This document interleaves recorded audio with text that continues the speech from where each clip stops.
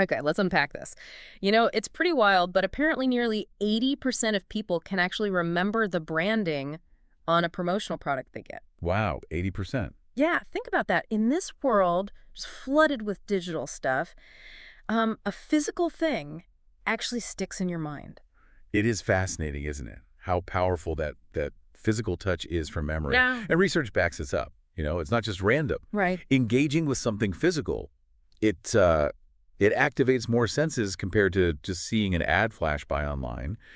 And the usefulness of, say, a notebook, Mm-hmm. that repeated use, it just sort of cements the brand in your head. Exactly. And well, that's where today's deep dive comes in. We're focusing on something that might seem, pretty simple, custom spiral notebooks. Yeah, seems basic enough. But trust me, for you, our listener, maybe you're trying to boost your brand or just organize your own thoughts or maybe even create a unique product. There's actually quite a bit under the surface here. Our source is this really thorough guide. It's called How to Customize a Spiral Notebook, and we're going to pull out the really useful bits.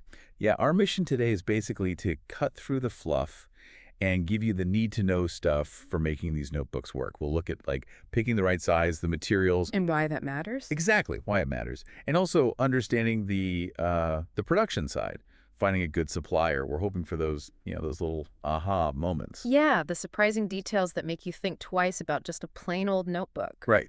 Now it could be more. Okay, so let's dive right into that core question. Why even bother customizing a spiral notebook? We mentioned that big 80% recall. Which is huge. Huge. But what else makes them, a valuable tool? Well, if you think about how brands build relationships, these notebooks are like a tangible connection point. Hmm. That statistic, the almost 80% recall from the Advertising Specialty Institute, Yeah. it just hammers home how strong that physical link is. Yeah. Every single time someone jots down a note. Your brand is right there. Right there. It's a constant, maybe subtle, but definitely consistent reminder. Right. And it's not just like slapping a logo on something random and hoping it works. There's a practicality to it too, isn't there? What are people actually doing with them? Precisely. Yeah, our source points out something like 55% of people using notebooks are mainly using them for taking notes. Over half. Over half. So think about that. These people who get a promo notebook, they're actively using it. They're engaging with it. And so with your branding regularly, Hmm. that's the kind of repeated exposure that, well, a lot of digital ads just can't replicate. That daily use thing is massive. It doesn't just vanish into a drawer. Hmm. Okay, and then there's the customization itself. How does really tailoring a notebook help a brand or even just someone making something personal? Okay, so this touches on brand identity, right? A Mhm. really personalized notebook where everything like the cover design, maybe even the paper inside, reflects your company's look and feel. It does way more than just show a logo. It actively reinforces your brand's visual style. This boosts recognition, sure, but also builds a stronger, more unified image. More professional, really. And it could even start conversations, couldn't it? Like a really nice, unique notebook might make someone ask, oh, where's that from? Absolutely. A well-designed notebook becomes like a physical piece of your brand's attention to detail. It says you care, even about the small things. And that can really click with customers or clients. Okay, so the why makes sense. Now let's get practical. The how. How do you actually customize one? First step, the guide says, is picking the size. A5 and A4 seem to be the main ones. What's the difference and like when would you pick one? Yeah, it's mostly about portability versus writing space. A5 is generally better for people on the go. Right, students maybe, people traveling for work. Exactly. Students, professionals running between meetings. It's compact, fits in most bags, doesn't add much bulk, easy to carry. Makes sense. So A4 is the bigger one. Yeah, A4 gives you much more room to spread out, more space for detailed notes, diagrams, sketches, that kind of thing. Okay. So it's probably better for like in-depth meetings, conferences, workshops, anywhere you need to capture a lot of information or do visual work. It really just comes down to thinking about who's using it and how they'll use it, their lifestyle. That's a great point. Always think about the end user.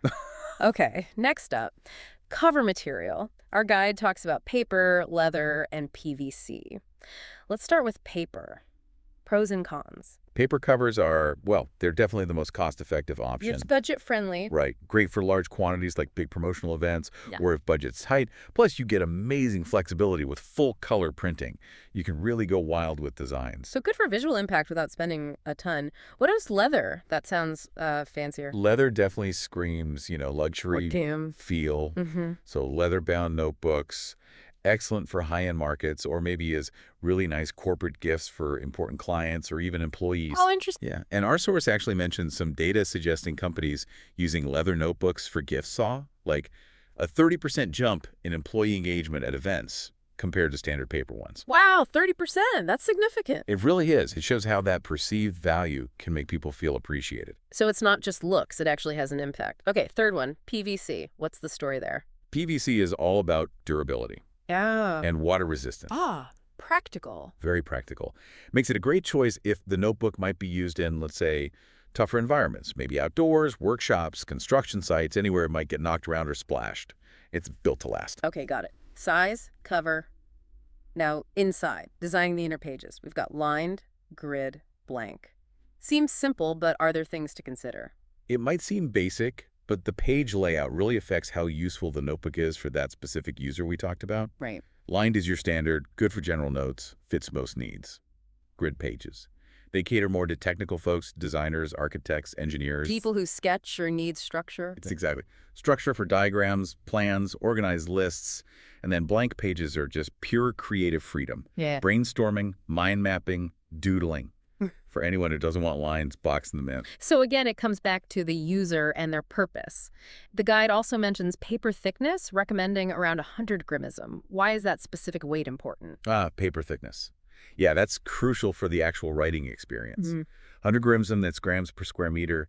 It's generally seen as a good sweet spot Why is that? because it's thick enough to really minimize or sometimes even stop ink bleeding through to the other side. Oh, right. Annoying when that happens. Very. Especially if you like using markers or gel pens, which tend to sink in more than, say, a ballpoint. Mm. Thicker paper just feels higher quality and means you can actually use both sides of the page without ghosting or bleed-through issues. Definitely don't want your best ideas ruined by ink bleed. Okay, let's talk about how it all holds together the binding. Single versus double loop spirals, and then plastic versus metal coils. What are the key differences we should know? Okay, so single versus double loop.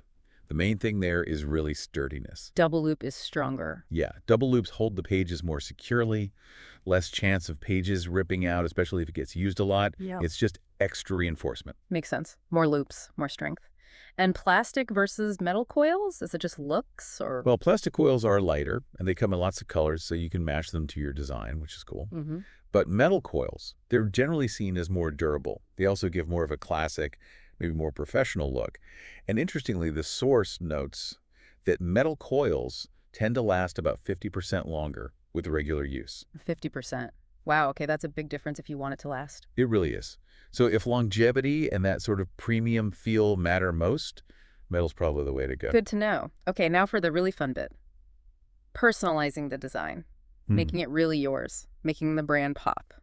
What should people focus on here? Yeah, this is where you make your mark. Obviously, the logo is key for recognition, but think beyond just the logo. Maybe a really compelling image or a catchy slogan that connects with your audience, says something of your brand. Yeah. And techniques like embossing that raised effect or foil stamping, adding that metallic shine, they can really boost the perceived value, make it feel special. Those little touches sound like they could make a real difference in how someone sees the notebook and the brand behind it. The guide mentions a stat here, too. Products with unique designs are like 65% more likely to be remembered. Exactly. See, it ties right back to that recall thing we started with. Yeah. It's not just about being seen, it's about being memorable. And you don't have to stop at the cover. Think about the inside pages, too. Oh, like what? Maybe a subtle watermark of your logo or an inspiring quote down in the corner that fits your brand values. Yeah. Little things like that create a more complete experience for the user, but without being distracting. That's a great idea. Those little extras reinforcing the message subtly. And what about accessories? The guide mentions bookmarks, tab pages, pockets, stickers. Can those add value? Oh, definitely. Accessories boost functionality and give you even more ways to personalize. Yeah. Bookmarks, super practical. Tab pages, great for organizing sections if it's for, say, project notes. Mm-hmm. Pockets are handy for loose bits of paper. Stickers can be a fun add-on. Depending on how the notebook's meant to be used, these little extras can really increase how useful it is and how happy the user is with it. Okay, so we've meticulously planned our perfect notebook. What's next? The production process. First step is confirm requirements. What does that involve exactly? Right. This is the measure twice, cut once stage. You need to be absolutely crystal clear on every single detail you decided on. Okay. That means the cover material, the page layout lined, grid, blank the exact size, A5, A4, the binding type, double loop, metal coil, whatever. All the little details. Every single one. Any accessories, any special finishes like embossing. Nailing this down now ensures the factory makes exactly what you envisioned. It prevents costly mistakes later. Right, get it all locked in up front. Then step 2 is review samples. Why is getting a physical sample so important? Oh, reviewing a sample is absolutely vital. Non-negotiable, really. Oh, It's your only chance to actually hold the thing, feel it, see it, before you commit to hundreds or thousands of them. right. Check the quality in person. Exactly. How strong does the binding feel? Is the printing sharp? How does the cover actually feel? Is the paperweight right? Does it feel cheap, or does it feel like quality that reflects your brand? You need to check all that. Good point. Avoid nasty surprises when the big boxes arrive. Okay, and finally, place your order. Any key things to keep in mind then? When you're placing the actual order, make sure you're really clear on and have agreed on the production time and the delivery timeline. Ah, timing. Yeah, manufacturing takes time. You need to build that into your schedule, especially if you need the notebooks for a specific event or campaign deadline. Uh, And just remember, all that effort you put into the design and the sampling, that's what leads to getting a final product you're actually proud of. Patience pays off, it sounds like. Okay, last big piece. Finding the right supplier to make all this happen. What are the crucial things to look for in a manufacturer? Choosing the supplier. Yeah. Yeah, that's critical. First thing, check their production capacity. Can they actually make enough? Right. Mm. Can they handle the number you need now? And maybe importantly, could they handle more if your demand grows? You want someone reliable you can potentially grow with. Good thinking. Don't want to switch suppliers right away. What else? Quality control is obviously huge. Look for certifications, things like ISO 9001 that shows they have quality management systems. FSC certification is important if you care about sustainably sourced paper, or BSCI, which relates to ethical business practices. Mhm. These aren't foolproof, but they give you some assurance about their standards and consistency. Yeah, those certifications offer some level of trust. What about the practical stuff like cost and turnaround time? Pricing and lead time, yep, always important. It's smart to get quotes from a few different suppliers just to see the range. Compare prices? Compare prices, yes, but, and this is important, don't just pick the absolute cheapest one automatically. Okay. Consider their reputation. How good were those samples they sent? How was their communication? Sometimes the cheapest option ends up costing you more if the quality is bad or they miss deadlines. That's wise advice. Cheapest isn't always best value. Okay, so as we wrap up this deep dive, what's the main thing you want our listeners to take away about custom spiral notebooks? I think the key takeaway is just the potential they offer. They're a really significant way to boost brand awareness and create something genuinely useful that people appreciate. Mm-hmm. By being thoughtful about all those details, size, materials, design, finding a good supplier, you can make notebooks that aren't just functional, but that really communicate your brand's personality and leave a lasting positive impression. Yeah. In this digital age, that tactile experience, holding a well-made physical item, is surprisingly powerful. Absolutely. Something tangible that connects. And on that note, thinking about all these customization options we've discussed, paperweight, binding, accessories, everything, what unique message or maybe even unique functionality could you, the listener, build into a spiral notebook? Something to really resonate with the user and leave that lasting impact. Maybe, I don't know, a notebook designed not just for notes, but specifically to spark creativity in a certain field or track progress towards a goal.